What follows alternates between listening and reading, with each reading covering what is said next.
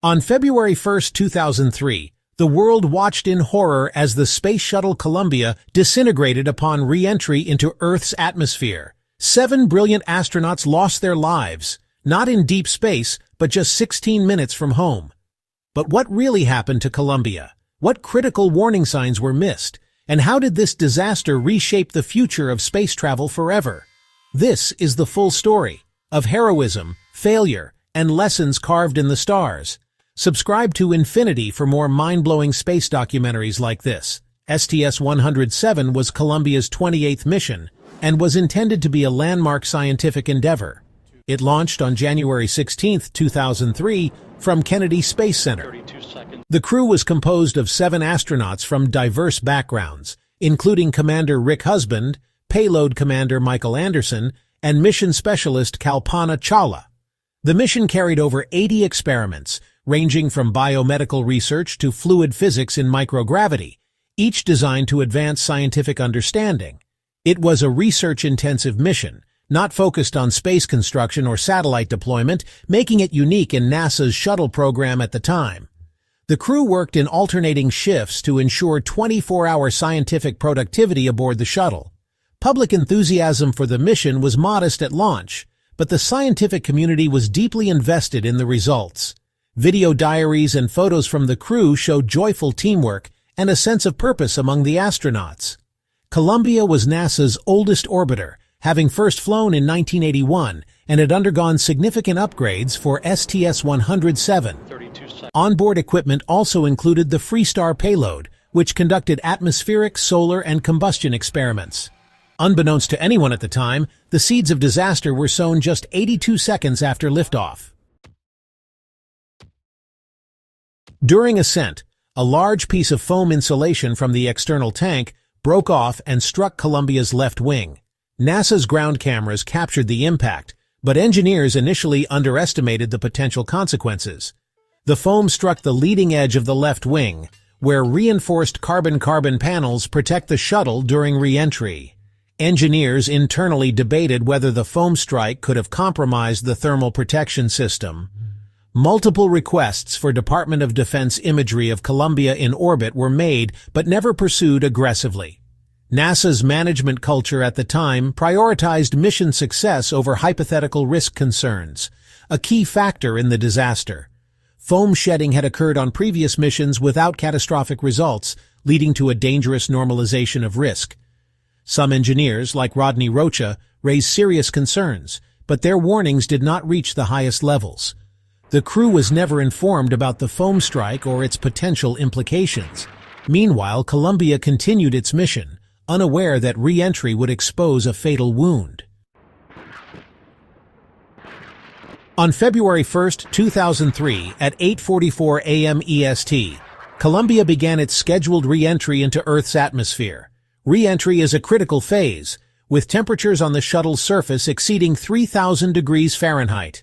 As Columbia descended, sensors in the left wing began failing one by one, signaling abnormal heating and structural degradation. Mission Control noticed the data anomalies, but had no clear explanation in real time. At 8:59 a.m., the shuttle passed over California. By then, large pieces of debris were already falling from the sky. At 9 hours 0 minutes and 18 seconds a.m., all communication with Columbia was lost. The shuttle had disintegrated over Texas at an altitude of 200,000 feet. Eyewitnesses reported a loud boom and saw multiple smoke trails streaking across the sky. Recovery efforts began immediately across Texas and Louisiana, with thousands of pieces of debris scattered over 2,000 square miles. The tragedy killed all 7 astronauts aboard, just 16 minutes before they were scheduled to land. The nation and the world was devastated. But soon attention turned to why this happened and who was responsible. The Columbia Accident Investigation Board, CAIB, was formed to determine the cause of the disaster and recommend changes. The board confirmed the foam strike had breached the left wing, allowing superheated gases to destroy internal structure during re-entry. The investigation went beyond technical analysis. It scrutinized NASA's culture, communication, and decision-making processes. One major finding: engineers' concerns were ignored or inadequately addressed by management.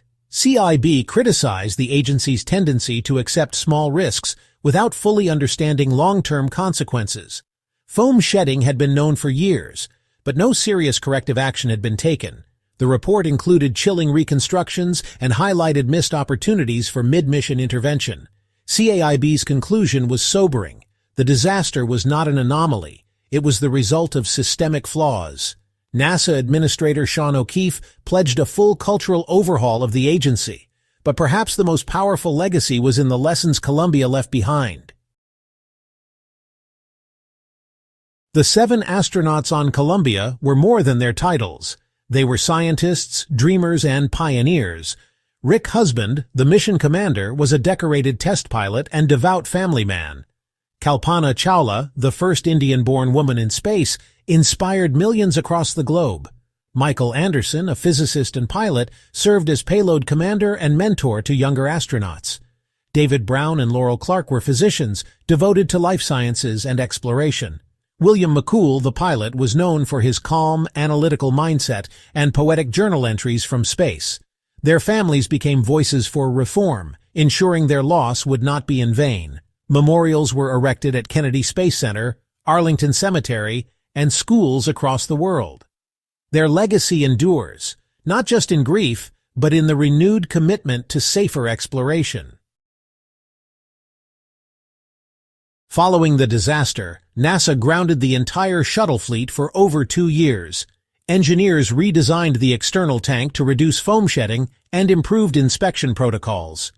New rules required thorough on-orbit inspection of thermal protection systems before re-entry. The return-to-flight mission, STS-114 in 2005, carried deep symbolic and technical significance. Astronauts aboard Discovery tested new in-flight repair methods in case of similar damage. Cameras were added to the shuttle's belly and wings to provide real-time monitoring. NASA also began using the International Space Station as a safe harbor in emergencies. The agency was now operating under a new mantra: if it's not safe, we don't fly. Still, public confidence in the shuttle program never fully recovered. Columbia's death became the beginning of the end for the shuttle era. The Columbia disaster reshaped NASA's mission priorities and safety philosophy. The shuttle program was officially retired in 2011, with STS-135 marking the final flight. NASA shifted focus to deep space missions, Mars exploration, and commercial partnerships. Private companies like SpaceX and Boeing were required to meet stringent safety standards forged in Columbia's memory. Columbia's story became essential reading for all aerospace engineers and flight directors. Human spaceflight now incorporates multiple layers of fail-safes, data transparency, and real-time risk analysis. The tragedy is taught as a case study in leadership, communication, and systems engineering. NASA's Artemis program draws heavily on lessons learned from STS-107 in design and risk management. Columbia's crew continues to inspire a generation of explorers to reach for the stars, but never forget the cost, because space is unforgiving, and every mistake writes itself across the sky. The Space Shuttle. Columbia disaster wasn't just a tragic end to a mission. It was a defining moment in the history of space exploration. It reminded the world that while we reach for the stars, we must never ignore the dangers that come with it. NASA's STS-107 mission was filled with hope, discovery, and passion. As we reflect on that fateful morning of February 1, 2003, we remember not just the loss, but the lessons etched in every broken piece of Columbia's fuselage. This was more than a technical failure. It was a human one. Columbia's legacy continues to shape how we explore space.